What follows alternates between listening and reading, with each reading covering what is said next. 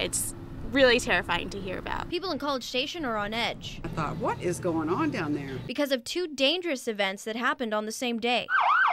First, at 5:30 Monday morning, an armed robbery at the McDonald's on the corner of George Bush Drive and Welborn Road. We live here, we go to that McDonald's, I've been there several times, and it's just scary to see a place like that on the news because it's College Station. Students like Jessica were alerted by a code maroon sent from Texas A&M officials to warn people on and around campus. It made me a little bit weary to even come to the convenience store on George Bush. Kathy works at Reveille's convenience store, just down the street from the McDonald's. I've always felt safe here, but yesterday morning as I was opening at 6, the robbery was going on down there and I had no clue. She was stunned by the news. This is terrible to say, but it was like, thank God it was them and not me. She says it can be dangerous working alone. I actually had somebody come to my teller window and pull a gun and rob me. 14 hours later, at the same McDonald's, police say a 12-year-old girl was stabbed in the stomach for no apparent reason by this man. I was terrified. It's not something you hear every day in College Station. The community is still in shock and coping in their own ways. And I'm not really going to go out alone a whole lot. I feel a little bit safer when there's a lot more people here. I'm not scared because, you know, I have a Heavenly Father that looks after me. Alex Villarreal, News 3. Are you sorry?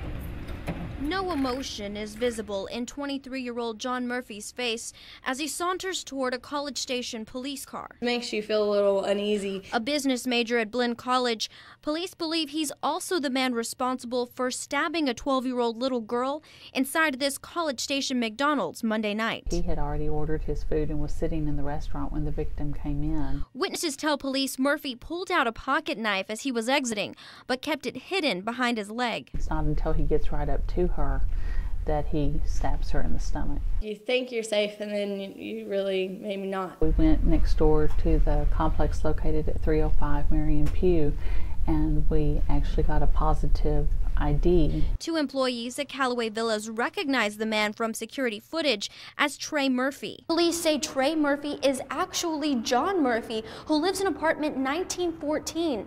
An apartment surveillance video shows a man that looks a lot like him, leaving here and returning around the time of the assault. With a gated community, you feel a little safer. If he has the key to get in, that makes it not so safe. You can see the McDonald's from the apartment's parking lot, and the students we spoke with say they're shaken. It's scary knowing that something that bad can happen so close to where I live. We don't have a lot of crimes against people. This random violent act. It makes me wonder what the motive was behind it. It's just scary to know that people do that for no reason. Just goes to show you never know where danger is lurking. You never know the people that you're living around.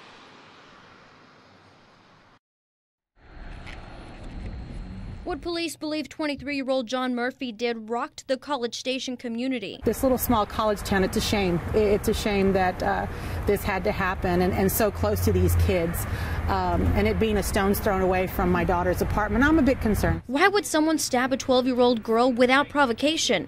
This is surveillance video of Murphy from the fast food restaurant where the stabbing happened. It's a possibility that a schizophrenic can walk into an environment and think that he or she is God, and they've got to take out the devil that's in that particular place. It's just scary to know that people do that for no reason. In addition to the recent charges of injury to a child with serious bodily injury, Murphy has several misdemeanor arrests in Harris County.